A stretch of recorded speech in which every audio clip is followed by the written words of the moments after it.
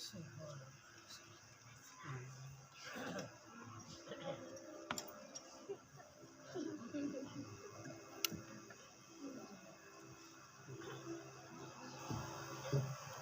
ونصلی ونسلم علی رسولہ الکریم اما بعد فاعوذ باللہ من الشیطان الرجیم بسم اللہ الرحمن الرحیم قال اللہ تبارک و تعالی فی قرآن المجید والفرقان الحمید لقد کان لکم فی رسول اللہ اسوۃ حسنہ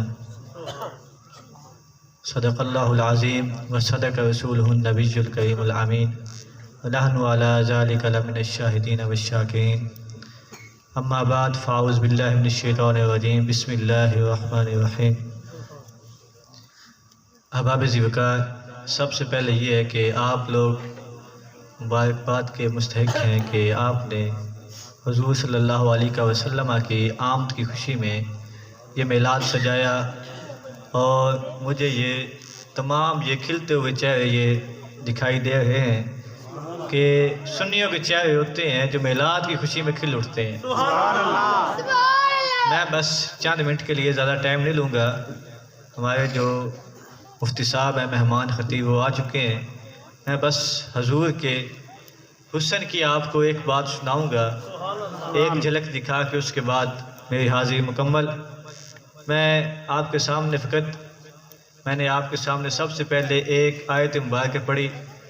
اللہ عز و جل قرآن پاک میں ارشاد فرماتا ہے لَقَدْ كَانَ لَكُمْ فِي رَسُولِ اللَّهِ أُسْوَةٌ حَسَنَةٌ۔ سادہ لفظوں میں اس کا ترجمہ یہ ہے کہ اے محبوب، آپ کا جو حسن ہے نا، آپ کا جو سیرت ہے، آپ کا جو طریقہ کار ہے، یہ سب سے بہتر اور اعلیٰ ہے، بہترین ہے۔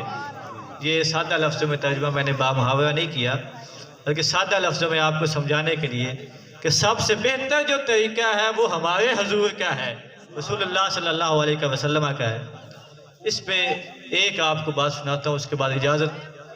ایک صحابی رسول ہے، صحابی رسول کا نام ہے حضرت ابو قرصافہ۔ صحابی رسول کا کیا نام ہے جی؟ حضرت ابو قرصافہ۔ آپ کے والد گرامی چھوٹی عمر کے اندر ہی وفات پا گئے تھے۔ آپ کی فقط والدہ تھی اور خالہ تھی۔ آپ کی زیادہ محبت تھی اپنی خالہ کے ساتھ، اپنی خالہ کے گھر رہتے تھے، اور ماں بھی زندہ تھی۔ آپ کا کام کیا تھا، مشغلہ کیا تھا، کیا کام کرتے تھے؟ آپ چند بکریاں تھی، بکریاں چراتے تھے، چرانے کے لیے پہاڑوں کے اندر لے جاتے تھے، یہ آپ کا مشغلہ تھا۔ جب بھی رات کو گھر واپس آتے نا تو خالہ کے ساتھ زیادہ محبت تھی نا، میل جول تھا زیادہ، تو خالہ یہ کہتی اے ابو قرصافہ، سنا ہے کہ ایک جادوگر آیا ہوا ہے، مکے میں ایک جادوگر آیا ہے، تو نے اس کے قریب نہیں آنا، اس کے پاس نہیں جانا، کہیں تو بھی اس کے جادو میں نہ آ جائے۔ یہ روزانہ یہ ایک میلان ہوتا ہے طبیعت کا کہ جس چیز سے منع کیا جائے اس چیز کی طرف انسان زیادہ جاتا ہے۔ بھی آخر دیکھو تو سی کہ کیا ہے۔ لوگ منع کرتے ہیں، لوگ روکتے ہیں، بچوں کو روکا جائے نا، آپ نے شیطانیاں نہیں کرنی، وہ زیادہ کرتے ہیں۔ کسی کام سے روکا جائے تو زیادہ وہ جاتے ہیں اس طرف۔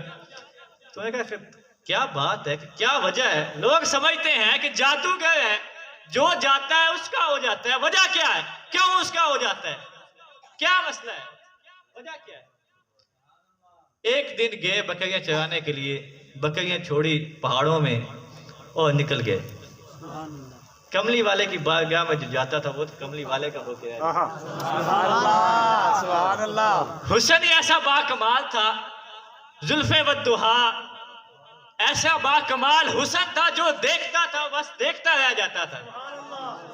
اسی لیے تو کہا تھا نا حسان بن ثابت صحابی رسول نے کہا تھا کہ وَأَحْسَنُ مِنْكَ لَمْ تَرَفَتُ عَيْنِي وَأَجْمَلُ مِنْكَ لَمْ تَلِدِ النِّسَاء، کہ یا رسول اللہ آپ جیسا تو کسی ماں نے ابھی تک جنا ہی نہیں ہے، بلکہ آپ کو اللہ تعالیٰ نے ویسے بنایا کَأَنَّكَ قَدْ خُلِقْتَ كَمَا تَشَاءُ،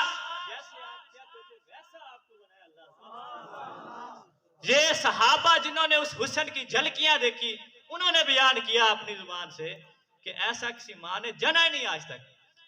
جب انہوں نے یہ اعلان ہوا نا، اب بکریاں چھوڑی اور حضور کی بارگاہ میں چلے گئے سارا دن حضور کی باتیں سنی، باتیں سننے کے بعد شام کو اب واپس آ گئے، بکریاں گھر لے گئے۔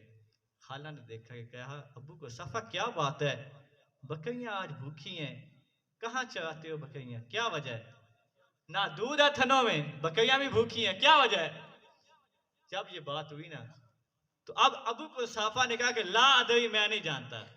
انہیں تو ایک عشق، ایک جنون لگ گیا، انہیں کیا پتا کہ کیا ہے۔ کہا لا ادری، میں نہیں جانتا کہ کیا وجہ ہے، بکریاں کیوں بھوکی ہیں۔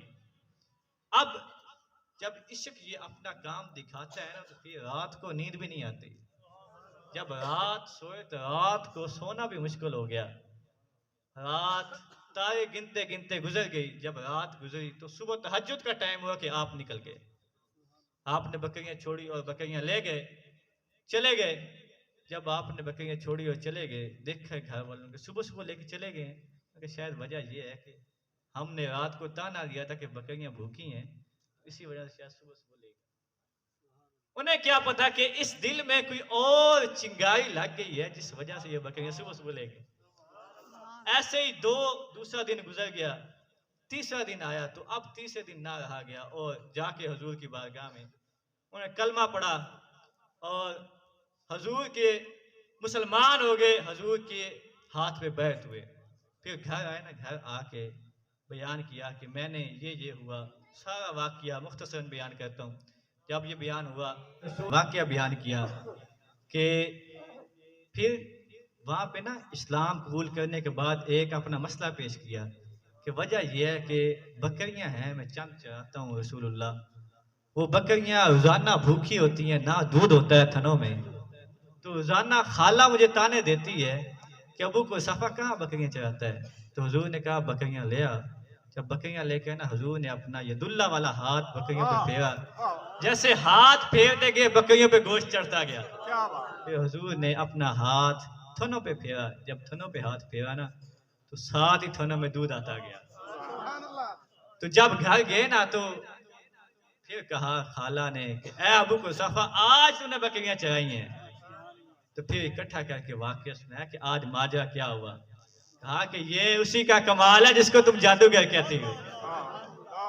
عورتوں میں یہ عادت ہوتی ہے کہ جب کوئی کسی بات کو سنتی ہے نا، کسی حسن کو سنے تو ان کے دل میں یہ میلان پیدا ہوتا ہے کہ ہم بھی دیکھیں کیسے۔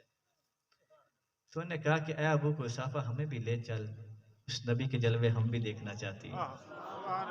جب گئی نا حضور کی بارگاہ میں، جا کے حضور کے قدموں میں گر گئی، کلمہ پڑھا، مسلمان ہو گئی۔ اب واپسی آئے، واپسی آتے ہوئے نا حضور کے ہاتھ پہ بیعت کی۔ صحابی رسول بیان کرتے ہیں بایعنا رسول اللہ صلی اللہ علیہ وسلم، ہم نے حضور کے ہاتھ پہ بیعت کی۔ قال علی امی و خالتی، میرے لیے میری ماں اور میری خالہ نے کہا کہ ما رأیتو، ہم نے نہیں دیکھا، ھذا الرجل مثل ھذا الرجل احسن کلاما وانکا ثوبا ولا الین کلاما۔ فرماتی ہیں کہ ہم نے اس شخص کی مثل، حضور کے بارے میں بیان کرتے ہیں کہ ہم نے اس شخص کی مثل نہ ہی ہم نے دیکھا ہے کہ اس میں نرم مزاجی ہو، اتنا نرم مزاج اور اتنا نرم کلام نہ ہم نے دیکھا ہے کہ جیسے سفید کپڑے اس شخص کے ہیں نا، ایسے ہم نے سفید کپڑے کسی کے نہیں دیکھے۔ اور فرمایا کہ جیسا یہ شخص حسین ہے نا، ویسا ہم نے کوئی حسین نہیں دیکھا۔ یہ انہوں نے، یہ حضور کا حسن تھا کہ جو دیکھتا تھا وہ فدا ہو جاتا تھا۔ ہمارا میلاد کا مقصد بھی یہی ہوتا ہے کہ ہم اپنی نسلوں کے اندر یہ بات پیدا کریں اور لوگوں کو بتائیں کہ عشق رسول کیا ہے، حسن مصطفیٰ کیا ہے، تاکہ ہماری آنے والی نسلوں میں یہ جذبہ پیدا ہو کہ عشق رسول کیسے ہونا چاہیے۔ اس سے پوچھ کے عشق رسول نہیں، بلکہ بغیر پوچھے اور بغیر دلیل کے ہونا چاہیے۔ وما علیہ الا البلاغ المبین۔